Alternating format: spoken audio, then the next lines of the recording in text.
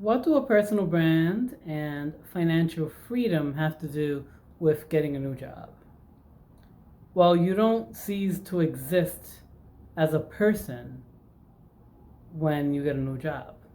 Sure, you have to adhere by different policies that your company may have regarding certain things that you can speak on and can't speak on.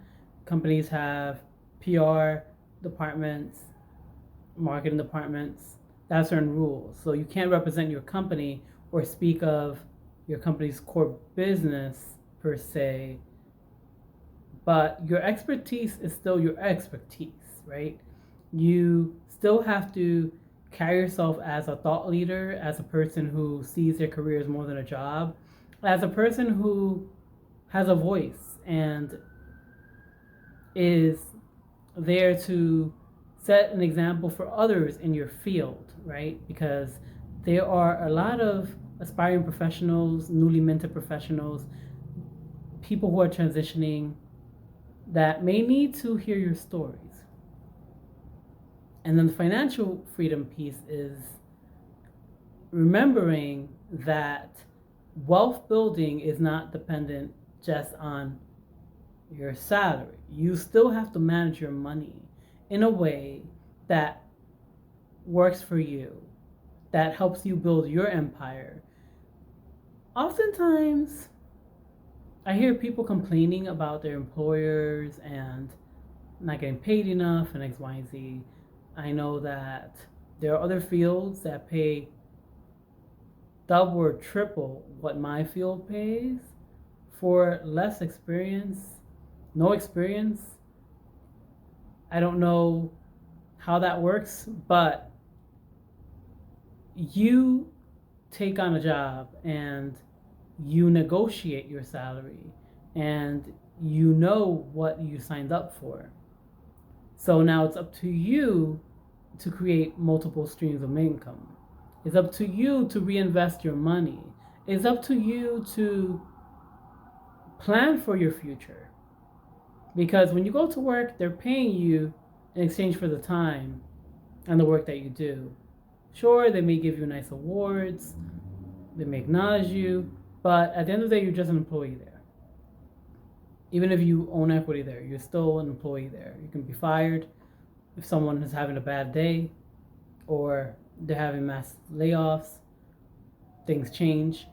But it's your job to save for that rainy day, to save for your dreams, to save for your vacation. Sometimes people, when they get new jobs that pay more than the jobs that they had before, they just go wild and spend all this money on things that they don't need, that just clutter their home. So you have to set up a system for yourself on what you do with extra money. What I used to do in the past is I used to hide the extra money.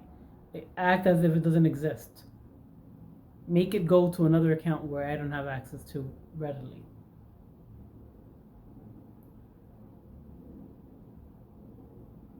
And I used to take a part of it to treat myself. Always remember that you need to live in the present, but you need to be working on building your future actively every day. If you go and splurge on something you don't need because you got excited because you had extra money, and then an emergency happens, then what do? You always have to be refilling those accounts that you have, those special accounts, your emergency account, your freedom account, whatever you call that account that you save for when a rainy day comes. And you always have to remember that you have to do right by you. If you know that for a long time you need a new car, your car keeps breaking down, you need to figure that out. When you get a new job, figure out if you're going to get a new car, when you're going to get it.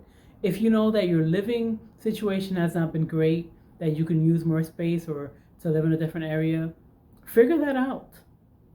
Don't just let the media, social media, other people's opinions, your past hold you hostage financially when things change in your life. As you grow in your career, you have to grow in other areas of your life as well. Otherwise, when opportunities come, you may not be able to take part of them because you haven't planned for that. So let's say, for example, that this great opportunity comes up for an investment. Or what if the place you work at offers you to be a partner there, but you don't have the money? I'm sure you can borrow money, but if you don't have a way to borrow money, then what do? You've worked so hard and you can't sign up as a partner because you don't have the money. I'm just giving that extreme situation as an example of how giving in to retail therapy too often or without planning for it can affect your future. Only you know what you like. You are entitled to live your life indulging in the things that you enjoy.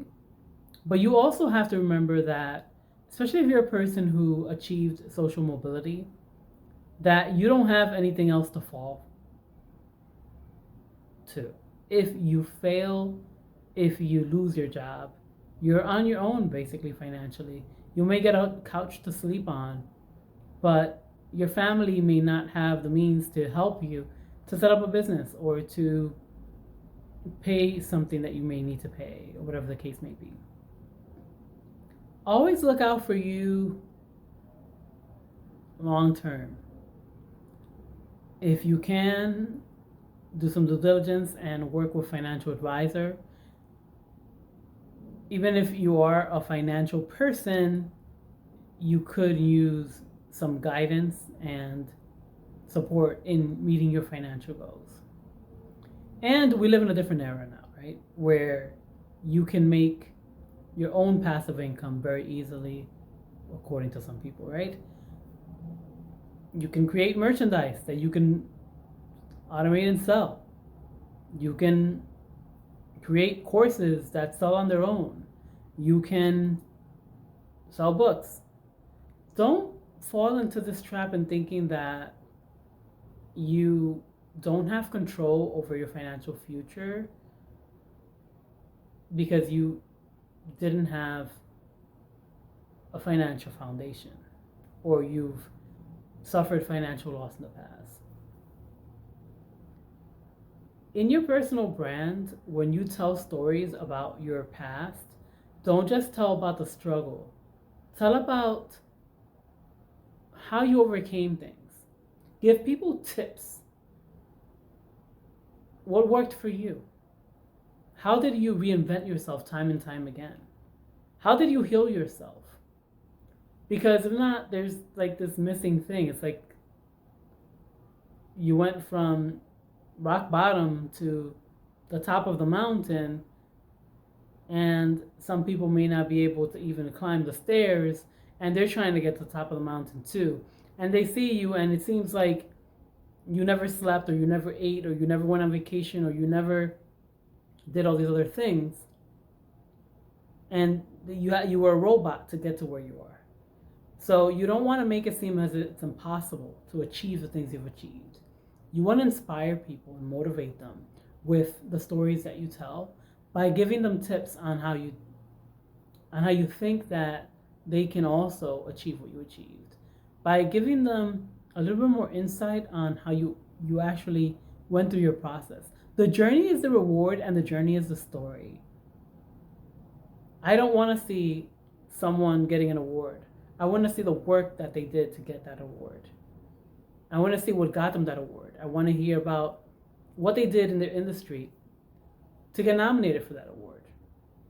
I want to hear about the work that they did with their colleagues to get that award. I want to hear who they served. If you show me who you served, then it serves me right to understand your story. But if you just show me the ending, then it's like you ruined the movie for me. Bad analogy, but buy your time, curate your best life, and tell your story in a way that enriches the life of others.